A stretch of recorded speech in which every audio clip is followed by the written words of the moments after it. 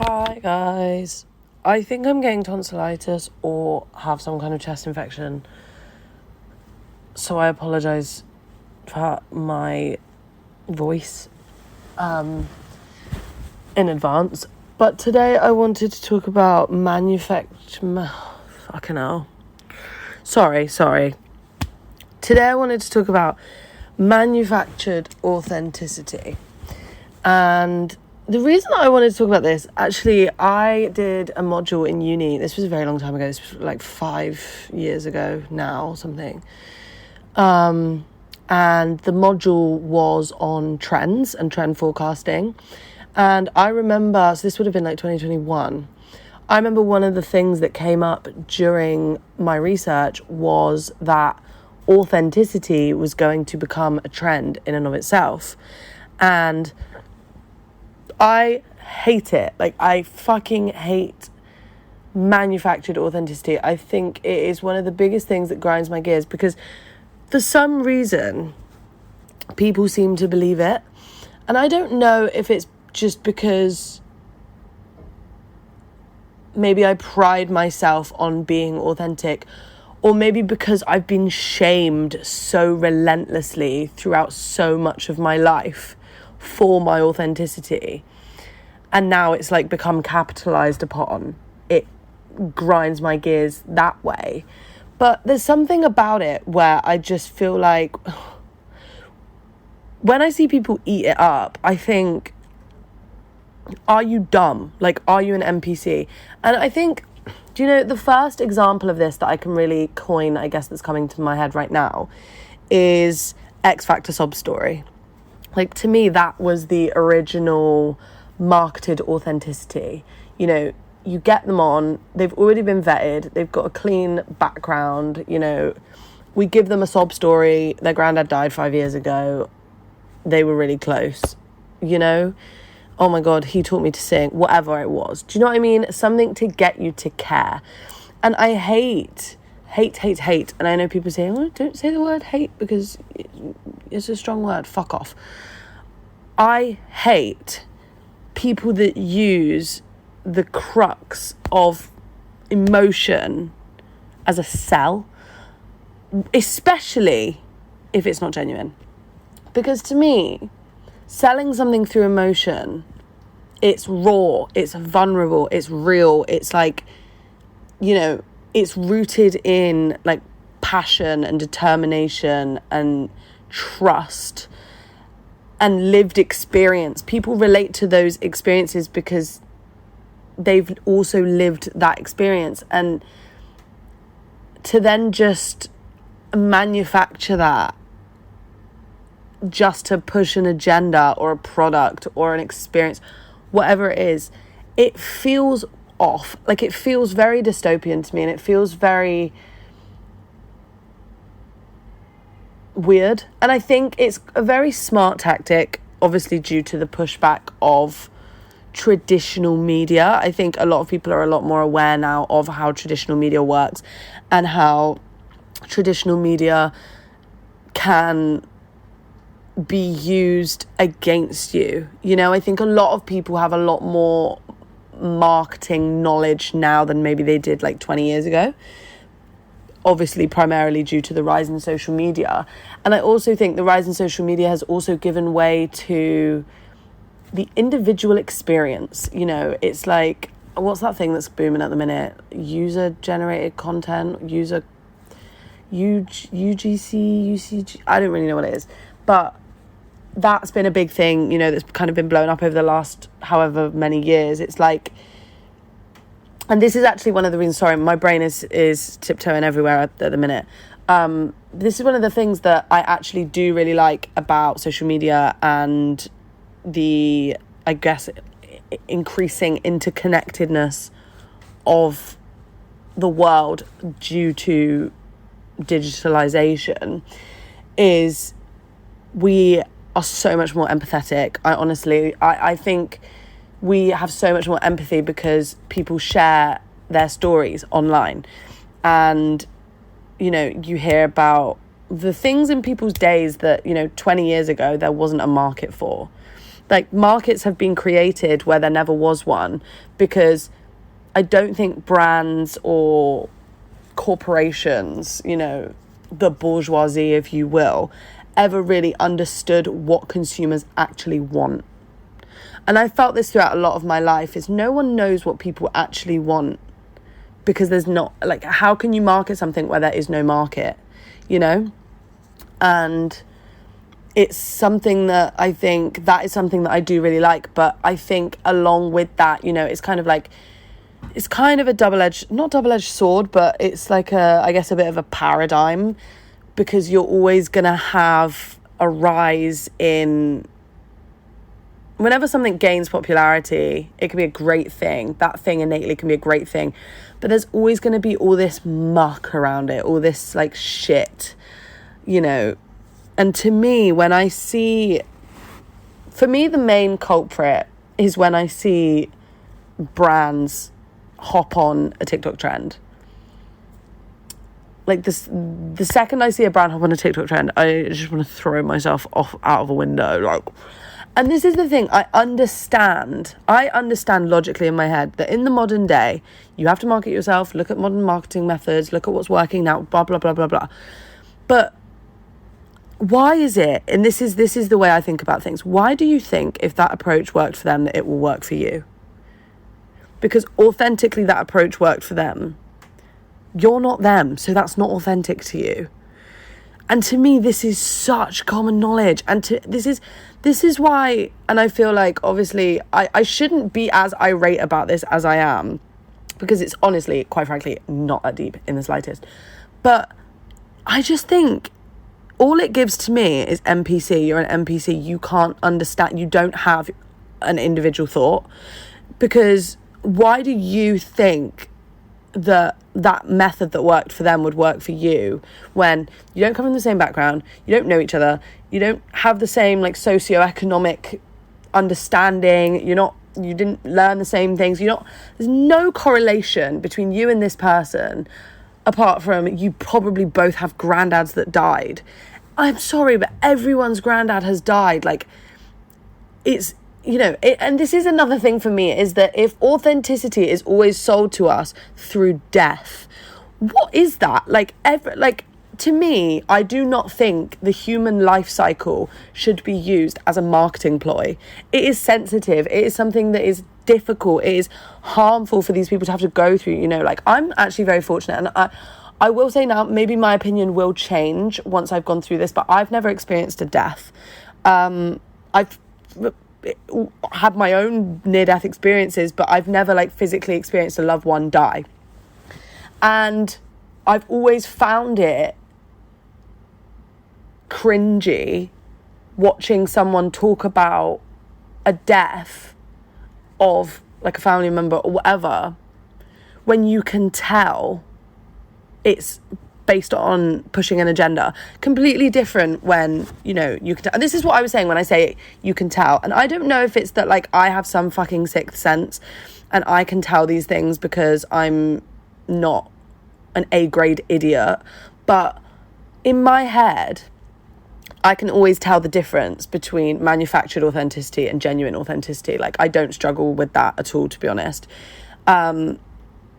And I would assume that this is like a common trait, like that it's not hard, because a lot of my friends also have this thought process, but I have really smart and intelligent friends that are also very switched on. So maybe if you have dumbass friends, like, ask them if they can tell, because to me, it feels like such like a cash grab, like a cheap shot, you know? And I think there's something to be said about the way in which we use negative experiences to create positive experiences. And I think that is innately something that we should do. You know, we should be turning these negative experiences into positive experiences. If you feel that that is right for you, you know, don't do it because you saw it work for someone else, because it just, I don't know if anyone else actually feels this strong, but it just makes me so uncomfortable, because it kind of almost feels like you're selling yourself out. Like, I don't know. I feel like I need to move away from the death part, because for me that's always been one that I've really struggled with, and it's always felt really icky to me. But there are other examples that I wanted to touch on before I start like screaming about Simon Cowell down my phone for the next 20 minutes. The next thing that I wanted to touch on is the shift in influencer culture from the last 10 years. So obviously there's been this whole thing online at the minute about like 2016 revival. So in 2016, I was 14. So I had Instagram, I was on social media, I was, very into the digital landscape at that time. And it was very different to what it is now, obviously. And I know a lot of people that listen to my episodes are a lot older, so I don't need to go into this and explain it to you. But it was rough, to say the least. Like, I think 2016 was kind of moving out of the tail end of like the pro-ana, if you don't know what that is, it's like pro-anorexia, hyper skinny, era that we were kind of just coming out of that kind of, I would say maybe 2016 to 2018, 2019 was kind of the start of the body positivity movement, largely, I would say, shaped by the Kardashians. The whole like curves coming in, that was radical at the time. Like, it was radical. Like this I guess movement away from white and thin, like as thin as you look like you could snap. I don't say that to be triggering or offensive by any means. I just mean, if you've looked at any media from that time, you will know how prevalent being thin and being white were. They were like the tickets, the golden ticket. So this move into, racial ambiguity and, looking, I don't know, not alternative, but different from that, was a really big shift. And I feel like that kind of started this weird thing with authenticity as well. Because a lot of people started like race fishing. And I don't know if this is something that was exclusive to that era, like that weird 2016 to 2020 era. Obviously, it still goes on to this day, but I feel like it was a really big thing during that time to use your race as a way to kind of gain traction. Or it would be like, I'm one, like there's all those memes online and it's like white girls will tell you that they're like dog's granddad's cousin's uncle was Italian, so that makes them Italian. Like, it was very like,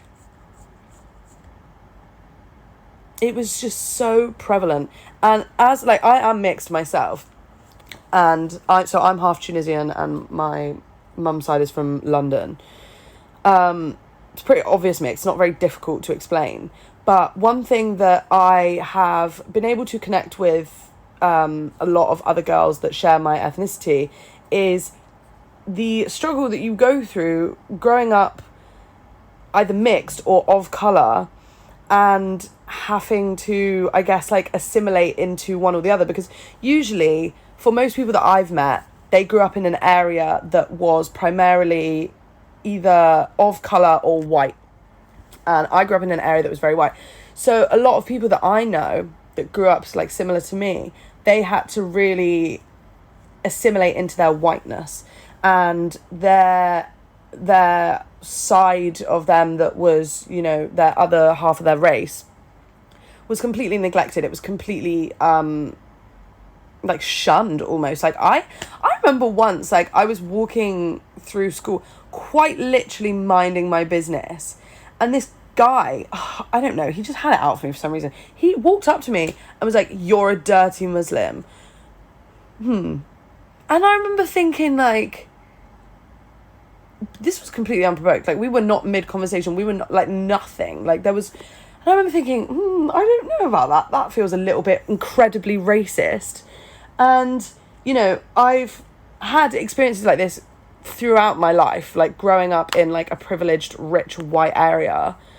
and not living in Australia, which is arguably the worst place for racism that I've ever experienced.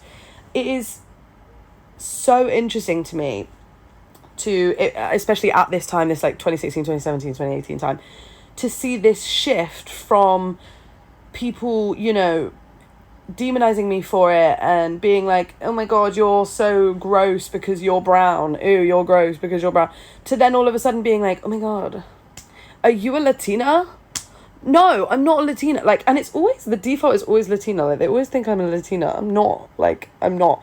I don't know. And I've got a few friends who are Punjabi as well, and they said that they experienced this huge, like, I don't know if you would call it, I don't know what the word would be, like, not imposter syndrome, I can't think of the word, but it's like where they in their head have this belief that where they're from isn't good enough or like right or won't be accepted. Like, I actually grew up with this guy who was Bengali, and he used to tell everyone he was Spanish because he would get so much shit for being Bengali.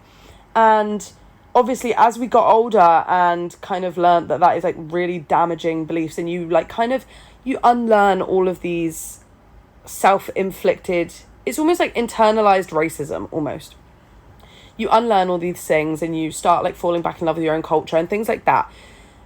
It's then very frustrating when you see brands market racial ambiguity as a flex, or you see these like tanning companies, market this idea of like, I think it's very easy, and I'm going to try and word this in the best way that I can. I have it in my head, I just don't know how to explain it. It's very easy to sell the idea of something and sell the end product of something. But what that does, and this is why it grinds my gears, is it completely diminishes the struggle that goes into having lived that experience. So I know a lot of people feel this way about like a skill they have. It's like if you do a sport, you might feel this way about a sport. It's like, oh, it's easy for me to say like, oh yeah, I'm a dancer or I'm a skier or whatever it is. People are like, oh yeah, that's cool. And it's like, okay, but you're missing how much pain and suffering has gone into that. And obviously dancing and skiing is very different to being like racially assaulted your whole life, like being, attacked for your race your whole life. But the same goes for a lot of these things that these companies are now pushing on us and trying to market it as this like authentic, like fucking bullshit. Like, and I think, I said that's why it frustrates me, because you miss half of the battle. And I think I had this a lot when the whole like spirituality thing kicked off, like that, I say kicked off, it's been around for, thousands of years, but when it kind of took off and gained all this traction in like 2020 with the conjunction and everything like that, I remember it was so frustrating for me when people, mostly men, I will say, would reduce you down to, oh, you're just a crystal girl. And at this point, like now, it's years on, I'm like, yeah, I fucking am. Like, you're not going to understand, so I'm not going to bother explaining it to you. But I remember at the time being like, there is so much more that goes into this. And I think the main thing that I've felt with this idea of authenticity, this manufactured authenticity, is it's quite like reductionist. Like, you are reduced down to just what can be put in that box, marketed, made to look pretty, and then sold to the consumer.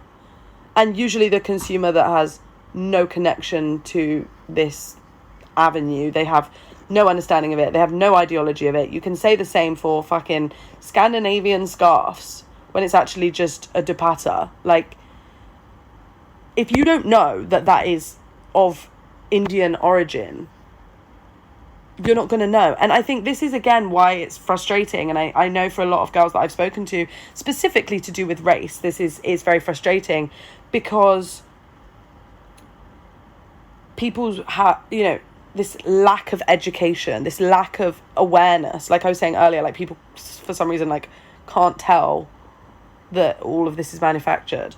And to anyone that has experienced struggle, and I mean this with all due respect, because I know most people in life have experienced struggle, you know, but there are, I will say, in my life I have met a handful of people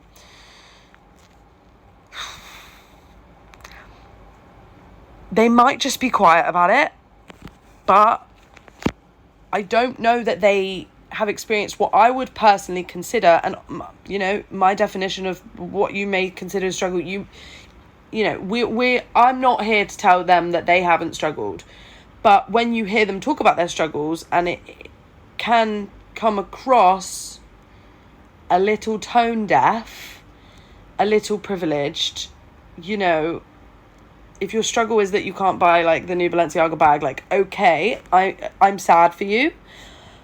Get a grip. No offense. Like, I mean that with all due respect. But it's like, you know, these people that are marketed to, I don't think they can see it. And I think this is why, for people that have experienced struggle, it is so frustrating. And it's like, okay, one, you're culture vulturing. Two, you're like authenticity vulturing now. Like, you're taking my lived experiences, you know, my family's lived experiences, my dead relatives' lived experiences, racial lived experiences. Like, I've even seen companies use Palestine and Gaza, the conflict within that, as a marketing ploy. Like, I saw something the other day. I got an email from Woucher, right? And it was like, the people of Sydney may be crying about the shooting on the beach, but we're not crying about these prices. And I thought, who greenlit that? Like, who, what? Like, and I don't know if I'm just like ultra woke and I'm super woke and like burn me to the ground if I am. But to me, profiting off of someone else's pain or someone else's struggle, like I said earlier, especially death, is abhorrent. And I don't think there's ever a reason or a time that is okay, you know? And like, for example, right, I do tarot readings. I've done it for years. And I quite often will be reading for someone who has lost a loved one. And I'm also not here to say that you shouldn't charge for those services. You know, you do you. But for me, like, I cannot in my heart charge someone for that service, because that is sacred, you know, and I don't think that should be tied to monetary value. Like, for some reason, right, the whole time I've been in Thailand, I've been super into the Pocahontas soundtrack. I don't know why. And there's this one line in Colours of the Wind. It's like, I can't remember the exact line, but it's like roll in all the riches all around you and never wonder what they're worth. And it's just so real. Like, it resonates with me so much, because everything these days has a cost. Like, everything has a cost. You can't just do something just to do it. And I actually made a podcast about this, I think the last one or the one before, where it was about not everything needs to be analysed, or like the analytics for everything need to just go away, because everything now is tracked and monitored and scored, and there's a price tag on everything. You know, it's nothing these days is just allowed to exist as it is, without some stupid brand coming along and being like, okay, I'm going to give you that, but I'm also going to give you 20% off, and I'm also going to give you a free makeup brush to go along with it. Oh my God, it just like grinds my gears. And don't get me wrong, like, I feel like I come on here and I say all this stuff and I sound really passionate while I'm saying it, but like, I love shopping and I love like going on a night out, and I love being like a basic bitch. Do you know what I mean? Like, I'm not different. Like, I am no different to anyone else at all. I'm not an outlier. I don't stand out. Like, this is not about me being like, oh my God, I'm so different because I'm so authentic and you're not. It's not like that. But it's just, to me, really, really frustrating. This is a corporation thing, right? It's like, I hate these I hate it as a system. I don't hate individual people that are doing this. I hate the system that tells us that this works. And it's so frustrating to me how I wish these brands and these corporations and these companies would understand that you cannot replicate authenticity. It is not something that is up for sale. It shouldn't have ever been something that can be commodified. It should have just been what it was, which is a lived experience. For some reason, they are turning everything into a commodity. A lived experience is now a commodity. You know, everything is like, but did you get the photo? If you didn't get the photo, it didn't happen. Like, you can't just go anywhere and do anything without having to have either proof, receipts, a fucking tote bag to say, like, do you see what I mean? It's like, and don't get me wrong, like, I love a gift shop. Like, I will fuck up a gift shop anytime. Like, I will enjoy a gift shop. But it's like, every step of the way is money, money, money, money, money, money, money. Leave it out. I'm done with it. I'm also going to stop talking now because I can actually feel myself getting frustrated. Maybe I'll come back to this when I'm calmer and do a part 2. But thank you guys for listening, and I really appreciate it. Love you lots.